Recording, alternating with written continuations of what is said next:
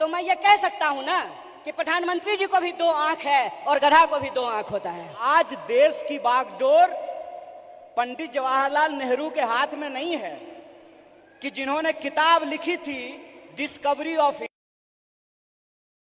India. आज देश की बागडोर डॉक्टर बाबा साहब भीमराव अंबेडकर के हाथ में नहीं है, जो विदेश पढ़ करके आए थे और इस देश की ड्राफ्टिंग कमेटी में कॉन्स्टिट्यूशन को लिखने का काम किया, बनाने का काम किया। आज देश की बागडोर 23 साल की उम्र में हंसते हंसते फांसी के फंदे पे झूल जाने वाले शहीद आजम भगत सिंह के हाथ में नहीं है। आज देश की बागडोर एक ऐसे इंसान के हाथ में है जो अपनी पत्नी की जिम्मेवारी ना उठाया हो, वो देश की जिम्मेवारी उठाएगा। बताइए, आज देश की बागडोर एक ऐसे हाथ में है जो कहता है कि पीएफआई के नाम में भी इंडिया है। मतलब कुत्ता को भी 4 पैर होता है, गधा को भी 4 पैर होता है, इसलिए सारे गधे कुत्ते हैं। अगर ये रीजनिंग मैं लगाऊं, जो रीजनिंग इस देश के प्रधानमंत्री ने लगाया है, तो मैं ये कह सकता हूं ना कि प्रधानमंत्री जी को भी 2 आंख है और गधा को भी 2 आंख होता है। बोलिए, मैं ये बात क्यों कह रहा हूं? मेरा कोई मकसद नहीं है कि मैं भाजपा, मोदी और आरएसएस की चर्चा करूं। मैं सिर्फ आपको बता रहा हूं कि कितनी गंभीर परिस्थिति में आज हम खड़े हैं। इतनी गंभीर परिस्थिति में खड़े हैं कि संस्थाओं को तो छोड़ दीजिए, व्यक्तियों को भी बोलने का अधिकार नहीं है। इसीलिए जब आज आप यूथ कांग्रेस का झंडा अपने हाथ में उठाए हुए हैं, जब आप कहते हैं यूथ कांग्रेस जिंदाबाद, इसका क्या मतलब है? इसका मतलब यह है कि जिस देश की 55% आबादी नौजवान हो, जिस देश में दुनिया का हर 5वां युवक भारतीय हो, जिस देश में 45 साल में सबसे ज्यादा बेरोजगारी हो, और जिस देश में जिस दिन कारगिल विजय दिवस मनाया जा रहा था, उससे ठीक कुछ दिन पहले कारगिल में लड़ने वाले शहीदों के परिवार के साथ कैसी नग्नता की गई है, ये वीडियो आप लोगों ने देखा है। इसीलिए आप अपनी जिम्मेवारी को समझिए। आप इस गंभीर समय में जो आपकी भूमिका है उसको आपको समझने पड़ेगी। और मेरा मानना बिल्कुल साफ है, जैसे बिना विचार की कोई राजनीति नहीं होती है, उसी तरह से बिना नौजवान के, बिना विद्यार्थी के कोई पार्टी सत्ता में नहीं आ सकती है। इस बात को याद रखिएगा। अगर आप चाहते हैं कि इस देश में सत्य का शासन हो और सत्ता पे बैठे हुए लोगों का जो अहंकार है, उस अहंकार को चकनाचूर किया जाए, जिस लोकतंत्र की बुनियाद पर, जिस जमहूरियत के दम पर आज उनको कुर्सी पे बिठाई गई है, अगर आप उनको नीचे उतारना चाहते हैं तो इस बात को आपको समझना पड़ेगा कि इस देश के नौजवानों और विद्यार्थियों को सबसे बड़ी भूमिका निभानी पड़ेगी। अगर भारतीय राष्ट्रीय कांग्रेस शरीर है तो एनएसयूआई और यूथ कांग्रेस को दोनों हाथ बनना पड़ेगा। यह बात हम लोगों को समझना होगा। जब तक इस देश का फर्स्ट टाइम वोटर, जिसके मैसेज में, जिसके स्नैपचैट पे, जिसके इंस्टाग्राम में, जिसके व्हाट्सएप पे झूठ परोस करके, मिस इंफॉर्मेशन परोस करके उनको गुमराह किया गया है, जब तक उनके सामने हम सच्चाई लेकर के नहीं जाएंगे, जब तक हम घर घर नहीं पहुंचेंगे, जब तक हम स्कूल स्कूल नहीं पहुंचेंगे, विश्वविद्यालय विश्वविद्यालय नहीं पहुंचेंगे, तब तक इस सत्ता पे बैठे हुए लोगों को हम सत्ता से बाहर नहीं कर सकते हैं और लोकतंत्र को बचा नहीं सकते हैं। जो सवाल है यहां पर कि भारत का बुनियाद क्या है, भारत का बुनियाद है इंडिया। यह बात हम लोगों को समझना पड़ेगा। भारत का बुनियाद है इंडिया, और वो जो इंडिया है, वो इंडिया एक सोच है, और वो सोच को हमको एक एक कार्यकर्ता को अपने व्यवहार में लेकर के आना पड़ेगा।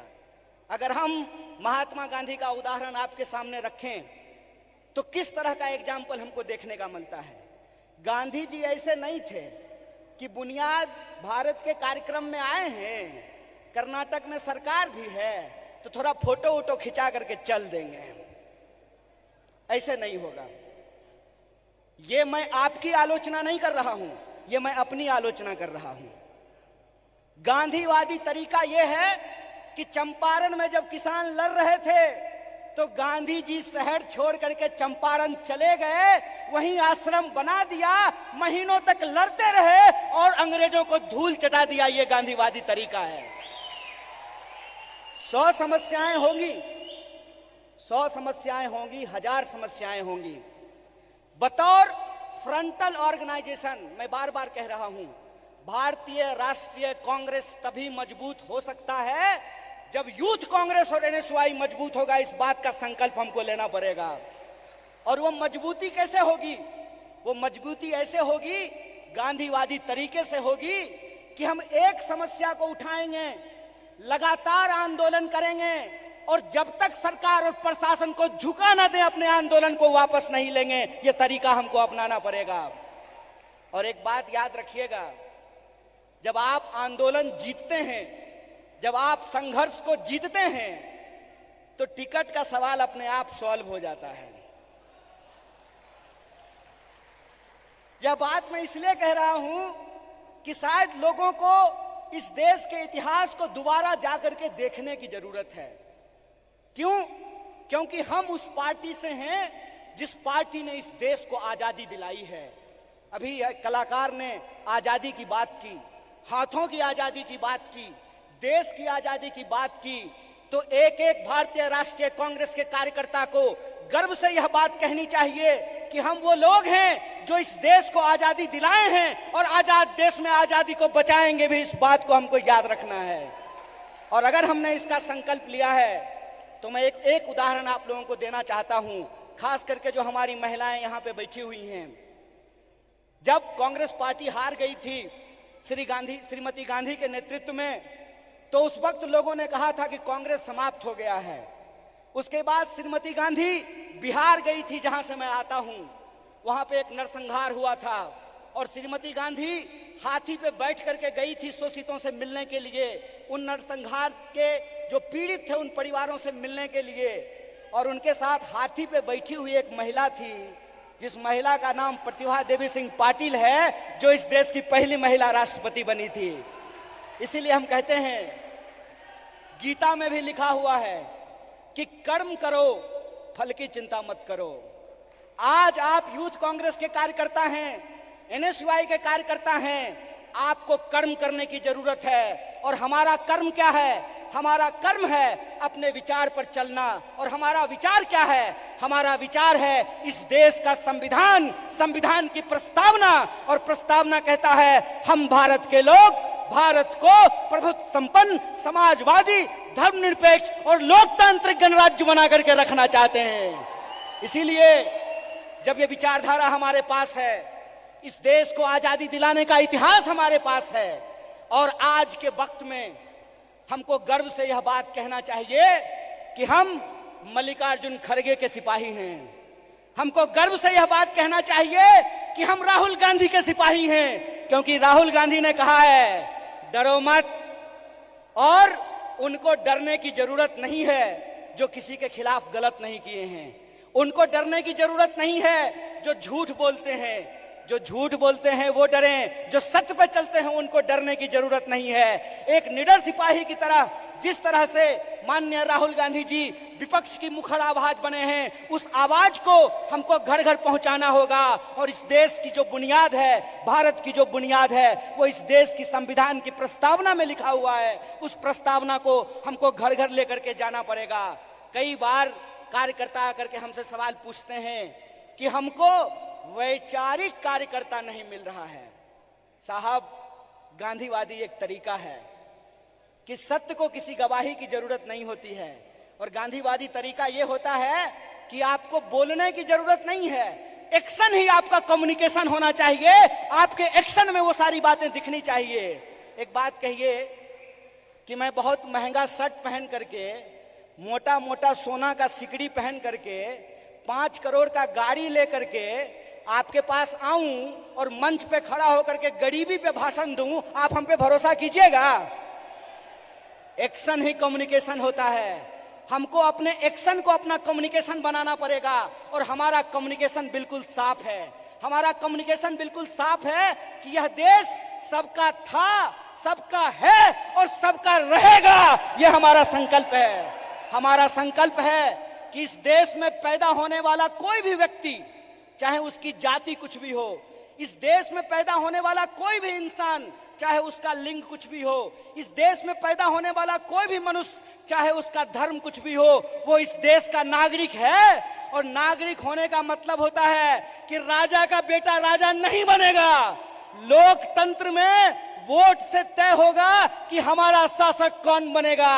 और यह जो लोकतंत्र है, यह लोकतंत्र ही भारत की बुनियाद है। यह लोकतंत्र ही भारत की बुनियाद है। और इसी लोकतंत्र को बचाने का काम यूथ कांग्रेस के एक एक कार्यकर्ताओं को करना पड़ेगा। हम जो झंडा अपने कंधे पे लिए हैं, यह झंडा सिर्फ एमपी एमएलए बनने के लिए नहीं है। यह झंडा इस देश की आजादी को बचाने के लिए। इस बात को याद रखिएगा। इस देश में 2 तरह के लोगों के बीच लड़ाइयां हो रही है। इस मुल्क में 2 तरह के लोग हैं। एक वो लोग हैं जो नफरत फैलाते हैं, एक वो लोग हैं जो इंसान को आपस में बांटते हैं, एक वो लोग हैं जो ऊंच नीच करते हैं, एक वो लोग हैं जो इंसान को लड़ा करके इस देश की शक्ति को कमजोर करते हैं। एक हम वो लोग हैं जो नफरत के खिलाफ हमको मोहब्बत की आवाज को बुलंद करना पड़ेगा। और आखिरी बात बोल करके खत्म करूंगा। जब साहब गा रहे थे तो इनकलाब की बात कर रहे थे, लेकिन हमारे कुछ कार्यकर्ता उसको मोहब्बत की तरह ले रहे थे। तो आखिरी बात बोल करके खत्म करूंगा कि जो नौजवान इश्क नहीं करता वो इनकलाब भी नहीं कर सकता है। जो इंसान मोहब्बत नहीं कर सकता वो परिवर्तन भी नहीं कर सकता है। हम इश्क करेंगे, नफरत को हराएंगे, संविधान की आवाज को बुलंद करके इनकलाब लेकर के आएंगे। और हम उस रास्ते पे चलेंगे जिस रास्ते पे महात्मा गांधी ने चला और एकता का संदेश दिया। हम उस रास्ते पे चलेंगे जिस पर पंडित जवाहरलाल नेहरू ने चला और साहस का परिचय दिया। हम उस रास्ते पर चलेंगे जिस पर डॉक्टर बाबा साहब भीमराव अंबेडकर चले और समानता का बात किया। हम भगत सिंह के वासी हैं, हम भगत सिंह के वासिंदे हैं, हम भगत सिंह के वारिस हैं। हमको भगत सिंह के सपनों का देश बनाना है, गांधी के रास्ते पे चलना है और अंबेडकर के विचारों को आगे लेकर के जाना है। इसी आशा और विश्वास के साथ कि भारत की बुनियाद इंडिया में है और इंडिया की जो शक्ति है उसको हमको जोड़ना है। एक आखिरी नारा बोल करके अपनी बात को खत्म करूंगा। मैं विद्यार्थियों के कार्यक्रम में कहता हूं, जुड़ेगा विद्यार्थी, जुड़ेगा विद्यार्थी, जुड़ेगा विद्यार्थी, उसी तरह से जुड़ेगा नौजवान, जुड़ेगा नौजवान, जुड़ेगा नौजवान, जीतेगा इंडिया। इसी आशा और विश्वास के साथ एक बार फिर से यूथ कांग्रेस की पूरी टीम को NSY की तरफ से बधाई देते हुए अपनी बात को खत्म करूंगा। शुक्रिया। इनकलाब जिंदाबाद। जय हिंद, जय भारत, जय कांग्रेस।